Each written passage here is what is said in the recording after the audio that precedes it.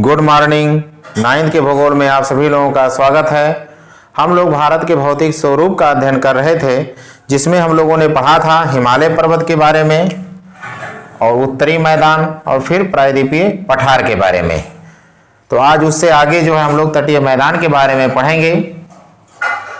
तटीय मैदान जो है, सबसे पहले हम लोग जान लेते हैं कि ये कहाँ पे स्थित है।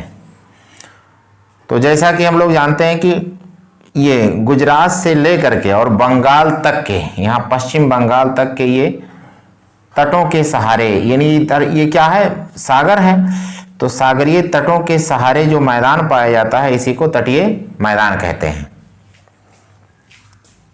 या इसको इस तरह से कह सकते हैं कि प्रायद्वीपीय ये पठार है और पठार के पश्चिम और पूर्व में जो सकरा मैदान है, इसी को तटीय मैदान कहते हैं।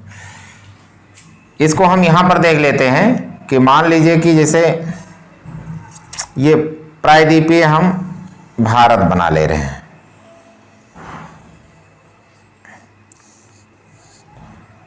तो प्रायद्वीपीय भारत, ये हमने पढ़ा था पठारी भाग।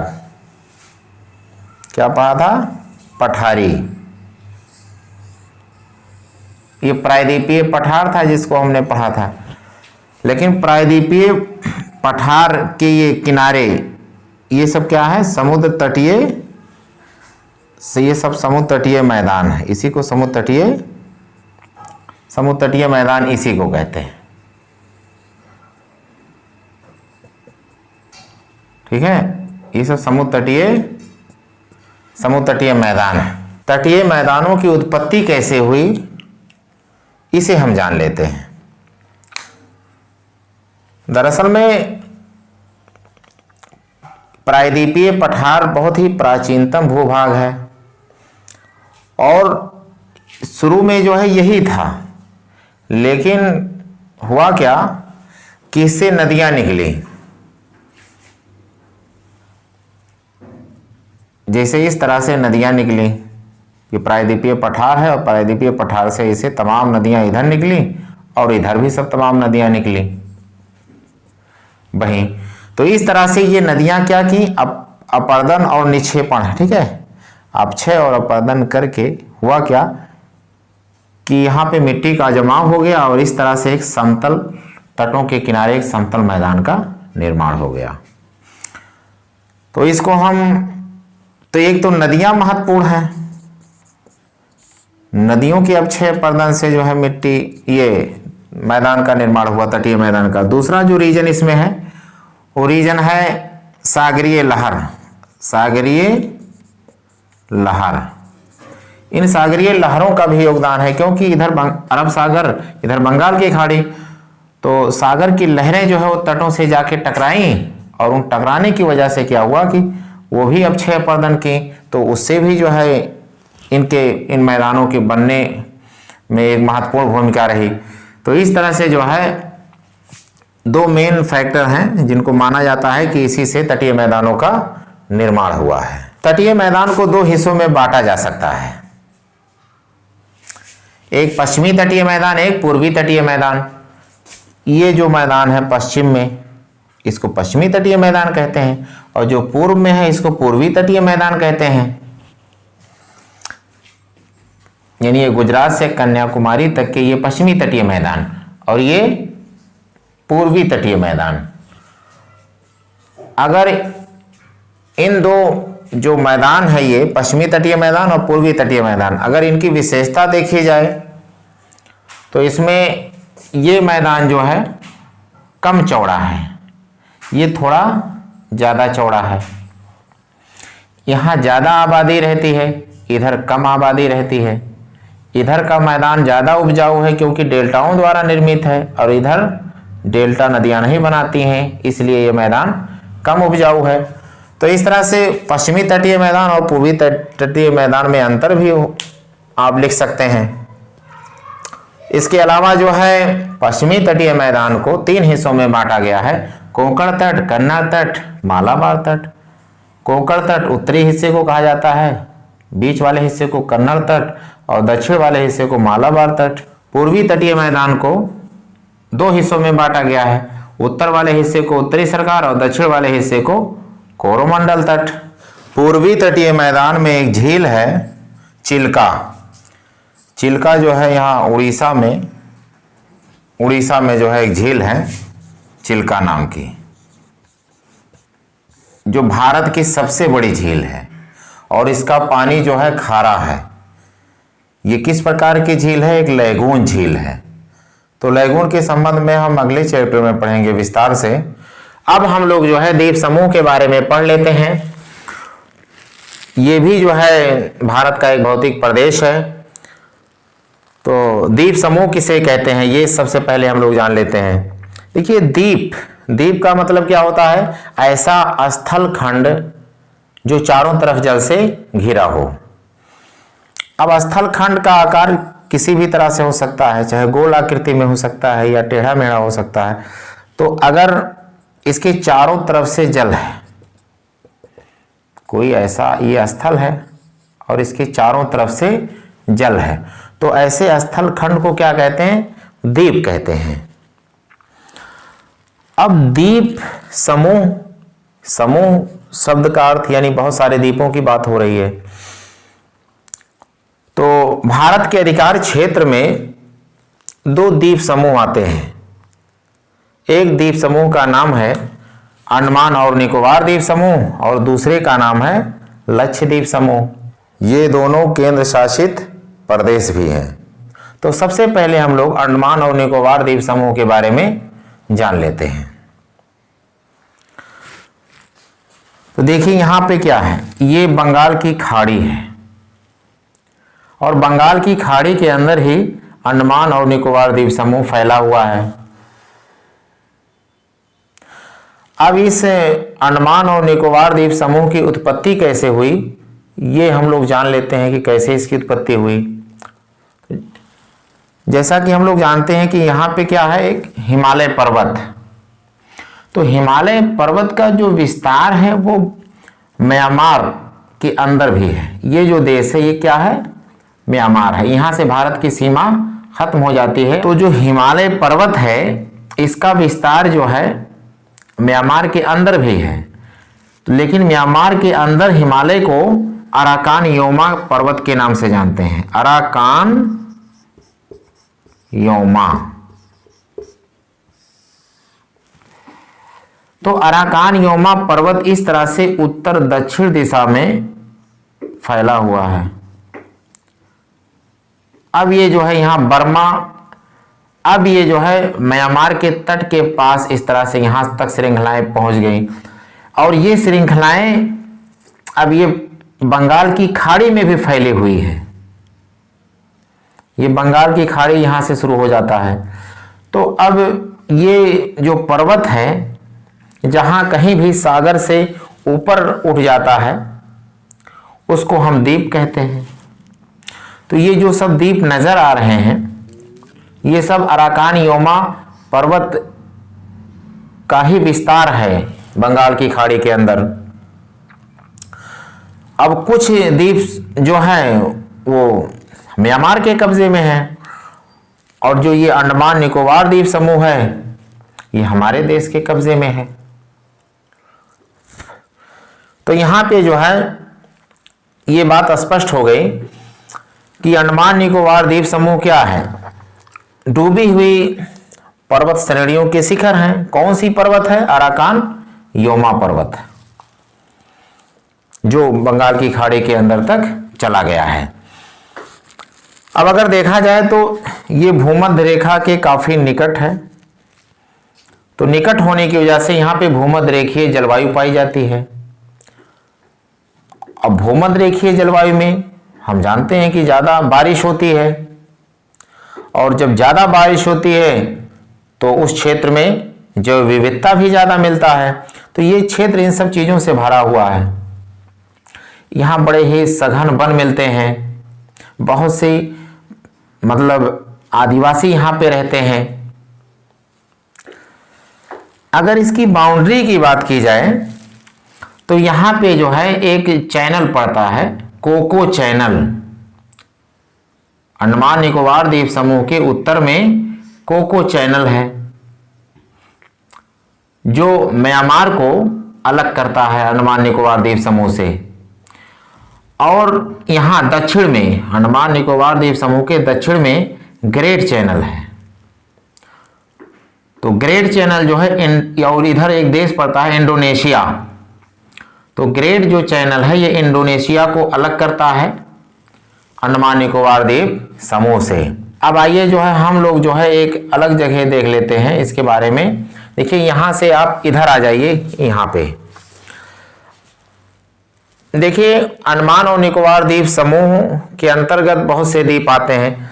जनरली 572 द्वीपों की गणना की जाती है।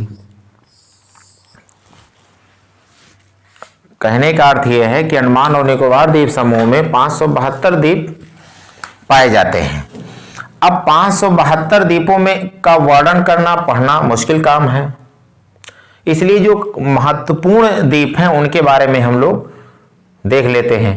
जैसे कि हम लोग देख लेते हैं, देखिए क्या है, उत्तर अंडमान द्वीप, मध्य अंडमान, दक्षिण Andaman, little Andaman, car Nicobar, little Nicobar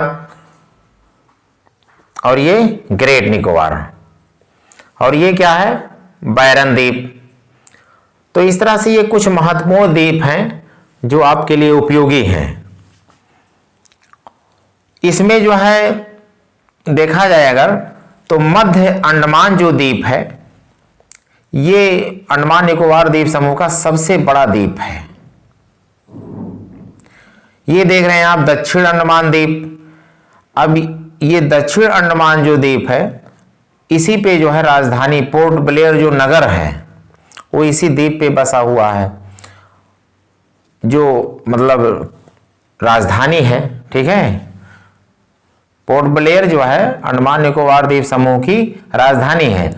और इसी नगर में सेलुलर जेल है जिसे अंग्रेजों ने बनाया था और बड़ा ही ऐतिहासिक स्थल है जहां काले पानी की सजा दी जाती थी। और उसके बाद में देखिए यहाँ पे ये जो आप देख रहे हैं 10 डिग्री चैनल, इधर अंडमान द्वीप समूह है और इधर निकोबार द्वीप समूह है। तो अंडमान द्वीप समूह और निकोबार द्वीप समूह को 10 डिग्री चैनल अलग करता है। ये उसके बाद में जो महत्वपूर्ण बातें हैं यहाँ देख लीजिए, ये क्या है, ग्रेट निकोबार जो सबसे दक्षिण में ये द्वीप स्थित है और इसी द्वीप में इंदिरा पॉइंट है जो भारत का सबसे दक्षिणतम बिंदु है। अब यहां देख लेते हैं, यह है बैरन द्वीप। बैरन द्वीप का मतलब, बैरन द्वीप जो है एक ज्वालामुखी द्वीप है। अगर इसकी स्थिति देखी जाए तो ये मध्य अंडमान के पूर्व साइड में स्थित है। ये द्वीप जो है अंडमान निकोबार द्वीप समूह का ही हिस्सा है, क्योंकि अंडमान निकोबार द्वीप समूह में तो 572 द्वीप गिने जाते हैं, जिसमें हमने 2, 4, 10 द्वीपों का नाम यहाँ पे वर्णित कर दिया है। तो बैरन द्वीप जो है एक ज्वालामुखी द्वीप है और इस द्वीप पर ज्वालामुखी सदैव निकलता रहता है। ये एक सक्रिय ज्वालामुखी है जो भारत का एकमात्र सक्रिय ज्वालामुखी है। अब हम लोग जो है लक्षद्वीप समूह के बारे में देख लेते हैं। देखिए ये है अरब सागर और अरब सागर में लक्षद्वीप समूह स्थित है। अब लक्षद्वीप समूह इसकी उत्पत्ति कैसे हुई, सबसे पहले हम लोग यह जान लेते हैं। देखिए लक्षद्वीप जो है एक परवाल द्वीप है। ये लक्षद्वीप समूह के जो द्वीप हैं वो परवाल द्वारा निर्मित हैं, अर्थात परवाल द्वीप हैं। तो हम लोग जान लेते हैं कि परवाल किसे कहते हैं। देखिए परवाल का दूसरा नाम जो है वो मूंगा है और इसको इंग्लिश में कहते हैं कोरल। तो परवाल जो है एक नन्हे समुद्री जीव होते हैं और ये लाखों करोड़ों की संख्या में साथ में रहते हैं। तो उसमें होता क्या है कि जो ये परवाल जीव होता है इसके ऊपर एक कठोर आवरण होता है, यानी ये खोल के अंदर रहते हैं। इसको हम ऐसे समझ सकते हैं कि जैसे घोंघा होता है, घोंघे के है ना कठोर आवरण में घिरा होता है, ठीक है। तो इसी तरीके से जो है कठोर आवरण में जो है परवाल जीव रहते हैं। तो होता क्या है कि एक के ऊपर दूसरा, फिर दूसरे के ऊपर तीसरा, इस तरह से जो है ये एक दूसरे के ऊपर जमा हो जाते हैं, एकदम से चिपक जाते हैं। इनका खोल जो है इस तरह से ये मरते जाते हैं और फिर अपनी संख्या ये जो बढ़ते हैं फिर इसी पे आ जाते हैं और इस तरह से ये बढ़ते बढ़ते पता चलता है कि एक बहुत बड़ी श्रृंखला इनकी बन जाती है। बढ़ते बढ़ते और जोड़ते जोड़ते इनकी एक श्रृंखला बन जाती है। इसको कहते हैं परवाल भित्ति। परवाल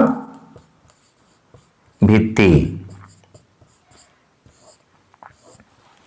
जब ये परवाल भित्ति सागर से ऊपर आ जाते हैं तो द्वीप बन जाते हैं।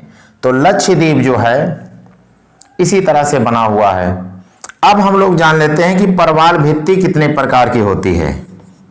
परवाल भित्ति, तो परवाल भित्ति 3 तरह की होती है। एक तटीय परवाल भित्ति, तटीय परवाल भित्ति, और एक होता है अवरोधक परवाल भित्ति,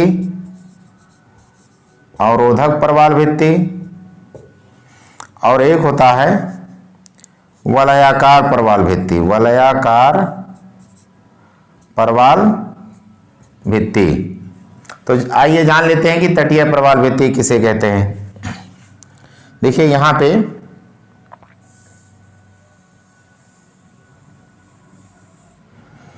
जैसे ये कोई स्थल है और ये सागर, ये सब सागर है, और ये तट, ये क्या है? तट। जब परवाल भित्ति जो है किसी द्वीप या महाद्वीप के तट के सहारे बनते हैं तो उसे तटीय परवाल भित्ति कहते हैं। जैसे इस तरह से ये जो दिख रहा है, यानी तटों के सहारे जब परवाल भित्ति बनता है तो उसको कहते हैं तटीय परवाल भित्ति। अब अगर देखा जाए अवरोधक परवाल भित्ति, तो अवरोधक जो परवाल भित्ति होता है वो तटों से दूर बनता है लेकिन तटों के समानांतर रहता है। जैसे यहां पे मान लीजिए ये इस तरह से अगर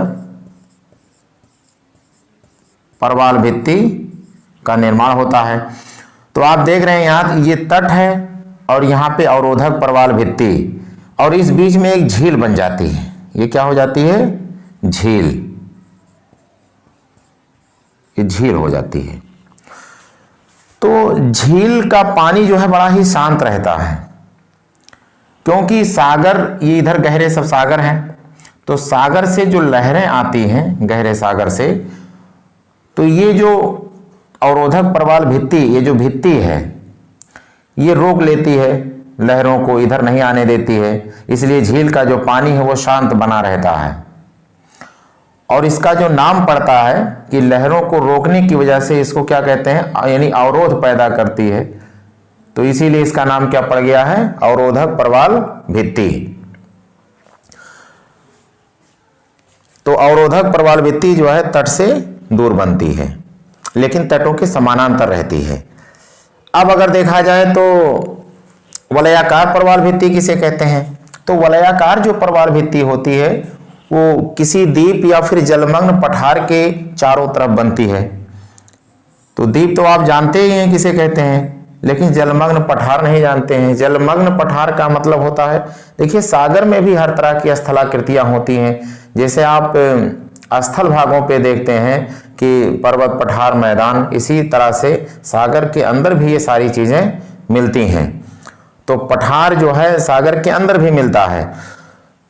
तो अगर मतलब किसी जलमग्न पठार या फिर किसी द्वीप के चारों तरफ अगर इस तरह से परवाल भित्ति बनती है तो इसको कहते हैं वलयाकार परवाल भित्ति। ये जो लक्षद्वीप है, अब इस लक्षद्वीप को हम लोग यहां पर देख लेते हैं। इसको हमने थोड़ा बड़े में बनाया है। देखिए लक्षद्वीप के अंतर्गत कुल 36 द्वीप आते हैं। अब लक्षद्वीप में 36 द्वीप तो आते हैं, लेकिन सबको आपको पढ़ना जरूरी नहीं है। देखिए कुछ खास खास द्वीप हैं, उनके बारे में हम लोग देख लेते हैं। जिसे अगर देखा जाए कि लक्षद्वीप का सबसे बड़ा द्वीप कौन सा है, तो ये एंड्रोट जो है सबसे बड़ा द्वीप है लक्षद्वीप समूह का।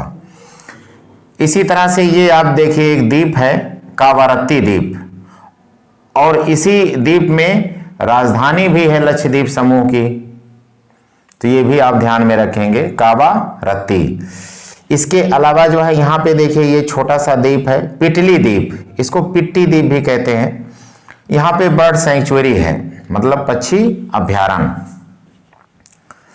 और ये जो द्वीप आप देख रहे हैं सबसे दक्षिण में, लक्षद्वीप समूह के सबसे दक्षिण में जो द्वीप है उसका नाम मिनिकॉय है।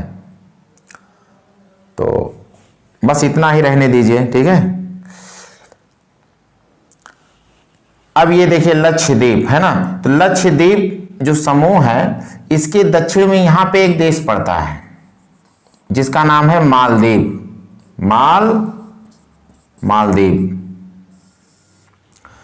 तो लक्षद्वीप और मालदीव के बीच में एक चैनल है जिसका नाम है 8 डिग्री चैनल। क्या नाम है? 8 डिग्री चैनल। यानी 8 डिग्री चैनल जो है यहां पे है। जो 8 डिग्री जो चैनल है ये लक्षद्वीप और मालदीव के बीच में स्थित है, दोनों को अलग करती है। लक्षद्वीप जो है जैव विविधताओं के लिए जाना जाता है। यहाँ पर्यटन का काफी विकास हुआ है। इसके अधिकांश क्षेत्र पर जंगल है। अब हम लोग जो है भारतीय मरुस्थल के बारे में देख लेते हैं। तो ये भारतीय मरुस्थल कहाँ पे स्थित है, सबसे पहले हम लोग यह जान लेते हैं। तो जैसा कि हम देख रहे हैं कि यहाँ पे ये क्या है, अरावली पहाड़ी है। अरावली पहाड़ी के पश्चिम में ये क्या है, मरुस्थल है।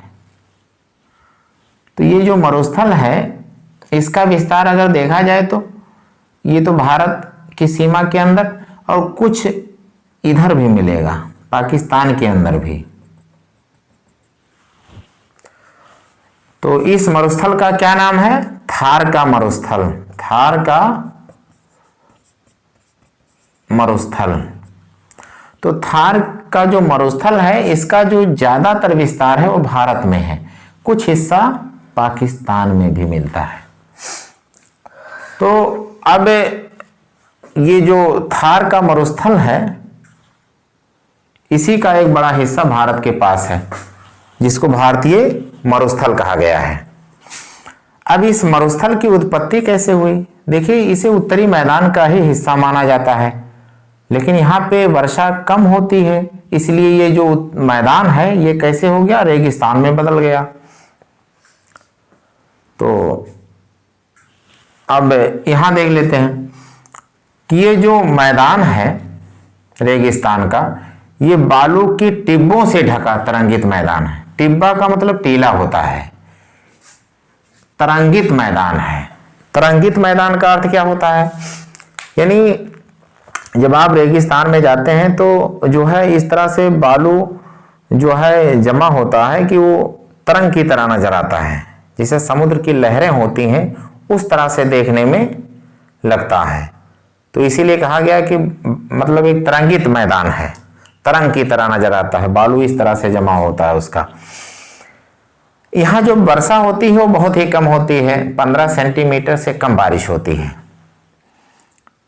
इस क्षेत्र में जो है नदियां बहुत कम मिलेंगी क्योंकि बारिश कम होती है। तो बारिश जिसे होती भी है तो जिसे अरावली जो पहाड़ियां हैं यहीं से नदियां निकलती हैं और इसी बालू में ही विलीन हो जाती हैं, समुद्र के किनारे तक पहुंचने की नौबत ही नहीं आती है। लेकिन एक नदी ऐसी है लूनी, जो यहाँ अरावली से निकल करके यहाँ अजमेर के पास से, और ये कच्छ के रन, कच्छ का रन क्या है, एक दलदल है, यहाँ तक की ये नदी पहुंच जाती है। तो लूनी इस क्षेत्र की सबसे बड़ी नदी है। इस क्षेत्र में वनस्पतियां भी बहुत कम मिलती हैं। जब बारिश कम होगी तो वनस्पतियां भी कम मिलती हैं तो कटीली वनस्पतियां मिलती हैं। अब ये दो चीजें जो है बरकान और बरकान टीले और लंबवत टीले, ये क्या है? देखिए, इसको आप सरल भाषा में जान लीजिए कि जैसे रेगिस्तान में जब हवाएं चलती हैं, रेगिस्तान में पवनों का बहुत बड़ा रोल होता है। पवन जब चलती है तो अपने साथ रेत के कण जो है उड़ा करके एक स्थान से दूसरे स्थान पर ले जाती है और वहां पर तरह तरह के टीले बनाती है। तो उन टीलों को अलग अलग नाम से जाना जाता है। जैसे मान लीजिए कि अगर अर्धचंद्राकार टीला बनाती है, अगर बालू का जमाव इस तरह से होता है कि वो आधे चांद की तरह अगर आकृति बन जाती है टीले की, तो उसको बरकान कहा जाता है। बरकान आपको जो है जैसलमेर में ज्यादा देखने को मिलेंगे। इसी तरीके से अगर पहाड़ की तरह यानी लंबवत टीले, यानी एकदम जैसे पहाड़ होता है कि एक किनारे से दूर तक चला जाए, तो लंबवत टीले अगर बनाती है तो ये जो है कहाँ मिलेगा? भारत पाकिस्तान सीमा के पास मिलेगा। और भी तरह के टीले बनाती हैं हवाएं, लेकिन 2 टीले आपके सिलेबस में नाम दिया गया है। तो आइए जान लेते हैं बरकान के बारे में। बरकान क्या है? देखिए, बरकान जो होता है, इधर से जैसे हवाएं चलती हैं इस साइड से, ठीक है। अब होता क्या है कि इसमें इस तरह से जो है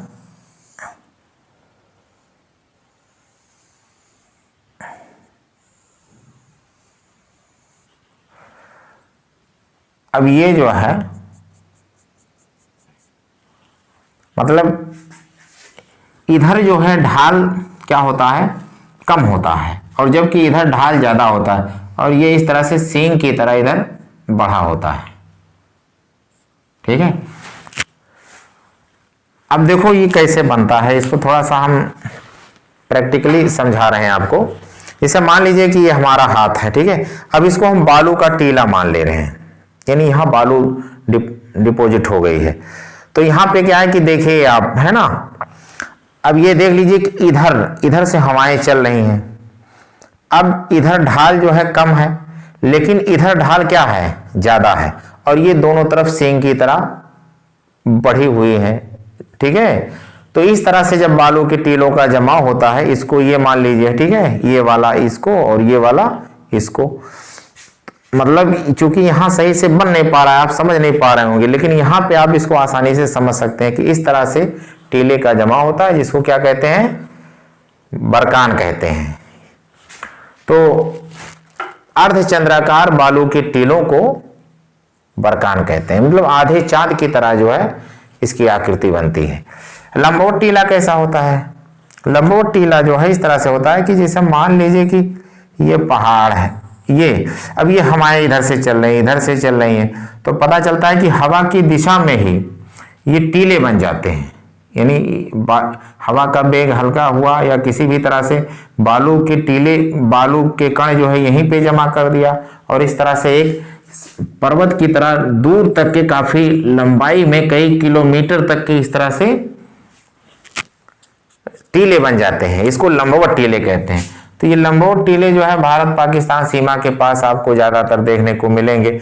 हालांकि ये सब ऐसा नहीं है कि केवल एक जगह मिलेंगे, जहां मरुस्थल है वो आकृतियां मिलेंगी, लेकिन ये जैसलमेर में आप बरकान के समूह को देख सकते हैं। लंबवत टीले को भारत पाकिस्तान की सीमा पे देखा जा सकता है। तो इस तरह से जो है हम जो है इस चैप्टर का यहीं पर अंत करते हैं।